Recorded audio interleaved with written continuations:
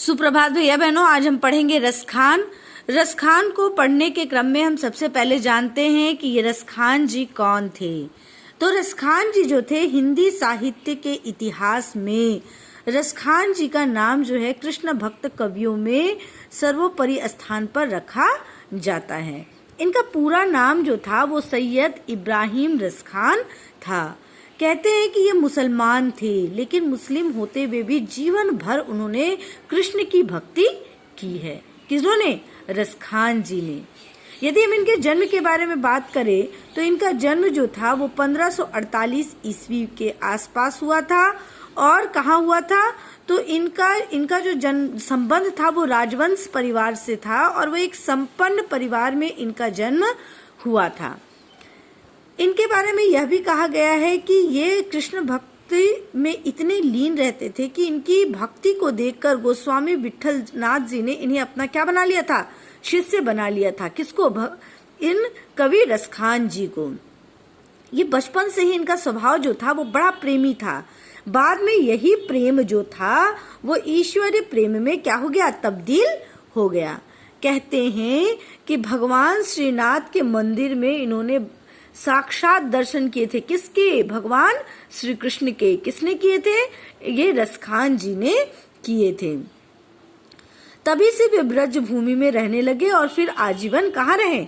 वहीं रहे। इनकी मृत्यु के बारे में कहा गया है कि इनकी मृत्यु जो है 1628 ईस्वी में हुई। इनकी कर्म भूमि जो थी वो ब्रज थी। इनका कार्य क्षेत्र जो था वे कवि थे। और कैसे कवि थे? कृष्ण भक्त कवि थे। और इनका काल जो था वो भक्ति काल था। जैसा कि मैंने पहले भी बताया था आप लोगों को कि हिंदी साहित्य के इतिहास में 4 कालखंडों में विभाजन किया गया था: आदिकाल, भक्तिकाल, रीतिकाल और आधुनिक काल। तो उसी दूसरे खंड में यानी भक्ति काल में रसखान जी का प्रादुर्भाव हुआ था।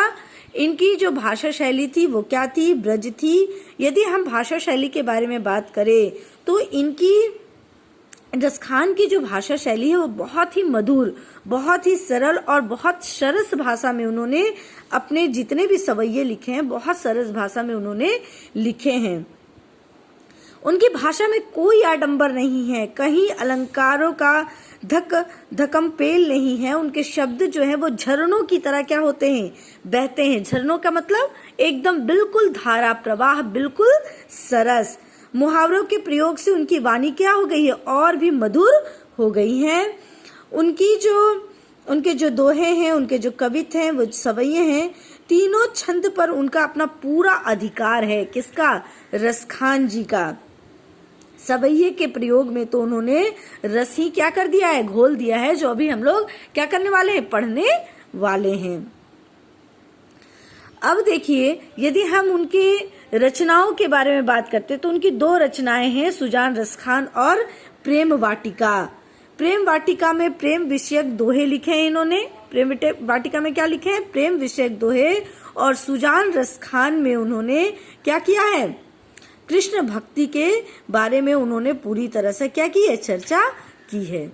यदि अब हम उनके साहित्यिक विशेषताओं के बारे में जानते हैं तो उनकी जो साहित्यिक विशेषता है, उनकी रचना का प्रमुख विषय ही रहा है क्या? कृष्ण प्रेम। उन्होंने क्या किया है? कृष्ण भक्ति पर अपनी रचनाएं लिखी हैं। वे कृष्ण से संबंधित प्रत्येक वस्तु पर क्या है? मुग्ध हैं। कृष्ण का रूप, उनका सौंदर्य, उनकी वेशभूषा, उनकी मुरली, उनकी जो बाल क्रीड़ाएं हैं, उनकी अभिव्यक्ति को ही उन्होंने क्या माना है? अपना आधार माना है। और उन्होंने कृष्ण की जन्मभूमि ब्रज का जो यमुना तट है, वहाँ के जो वन, बाग, पशु, पक्षी, पर्वत, नदी आदि से वो क्या करते हैं? अनन्य प्रेम करते हैं। क्यों उससे अनन्य प्रेम करते हैं? क्योंकि भगवान श्री कृष्ण से वो क्या करते हैं? अनन्य प्रेम करते हैं। इसलिए उनसे जुड़ी हर वस्तु, हर चीज से वो क्या करने लगते हैं? प्रेम करने लगते हैं।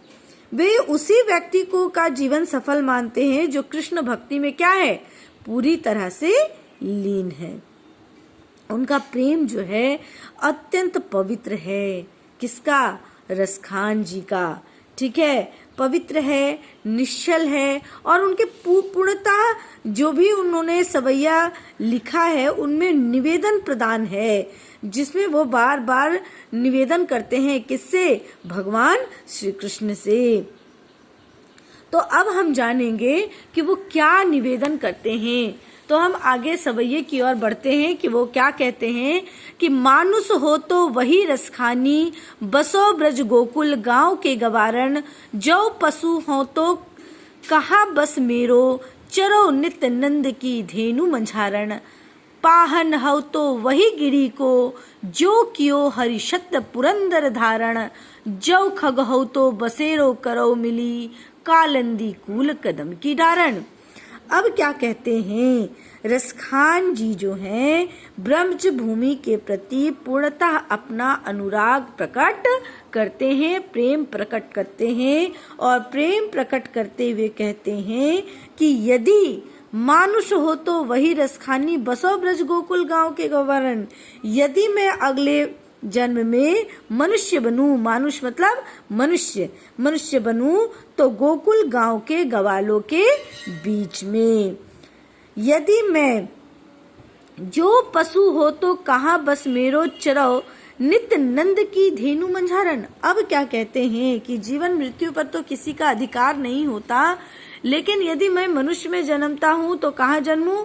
ब्रज में, गोकुल के बीच, है ना, उन गवालों के बीच में क्या हो? उनका जन्म हो। और यदि वो पशु में उनका जन्म हो तो कहाँ पर हो? यदि मैं पशु बनता हूँ तो कहाँ जन्म लेना चाहता है? गाय बनकर रोज नंद की गायों के बीच वो विचरण करना चाहते हैं। ठीक है, आगे कहते हैं कि पाहन हो तो वही गिरी को, जो कियो हरिछत्र पुरंदर धारण। पाहन मतलब पत्थर, यदि मैं पत्थर बनूं तो उस गोवर्धन पर्वत का अंग बनूं, जिसे इंद्र के कोप से बचने के लिए कृष्ण ने क्या किया था? छत्र के रूप में अपनी उंगली पर धारण किया था। और आगे कहते हैं जो खग हो तो बसे करो मिली, कालंदी कूल कदम की डारण।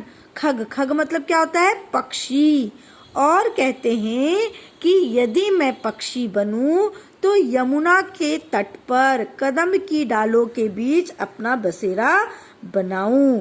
इस प्रकार वो पूरी तरह से ब्रज भूमि में अपने आप को क्या करना चाहते हैं? बनाए रखना चाहते हैं। किस लिए? क्योंकि वह भगवान श्री कृष्ण से क्या करते हैं? अनन्य प्रेम करते हैं, उनकी भक्ति में पूरी तरह से लीन है। अब अगला जो है हम अगला सवैया अगले वीडियो में पढ़ेंगे। ठीक है, और आप लोगों को जैसे मैं क्रमवार पढ़ाती जा रही हूँ, आप लोगों को इसका भावार्थ लिखते चले जाना है। आज के लिए इतना ही, धन्यवाद।